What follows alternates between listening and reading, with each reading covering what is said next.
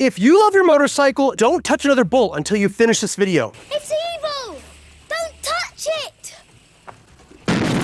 Pre-build tests. It's literally like not tying your shoes before a race. There's a couple of these things. First is the battery test. You want to test the battery with a real voltmeter. And also, watch the voltage when you start the bike. This is called testing under load. If the voltage drops to 12 volts or less, I would consider a new battery. If the battery is 3 years old or more, I get a new battery. If the battery is puffy, swollen a bit, the contact terminals are more crusty than a bad case of athlete's foot, get a new battery. Next is going to be your stator test. Now, testing your stator can prevent you from chasing gremlins during your wiring phase. Testing for resistance and voltage unplugged from the regulator rectifier will tell you if it's working properly or not. A coil test. Another really painfully easy test to do. You're going to test those coils for resistance. Now, compression. Doing a compression test is an absolute must. If one cylinder has lower compression than the other, that is an indication that the rings are bad, a head gasket's bad, or there's a valve issue. Next is your fuel system. That is the tank, petcock, fuel filter, and carbs. And that's the order to check the fuel system. So, is the tank rusty? Does the petcock work? Does the tank vent properly? Is there a bunch of crap in the fuel filter? Honestly, no matter if it's my bike or the bike I've purchased, before I begin modifying anything, I will pull the carb, open it up, and rebuild anything that's even remotely suspect. Run it through an ultrasonic cleaner and be confident in that system. Next is getting the bike to run first. Here's one I am definitely guilty of myself. I built an entire bike, stem to stern, paint, Cerakote, all kinds of cool shit, and then went to fire it up and I'll be damned. That thing would not idle to save my freaking life. I basically had to completely recut the valves,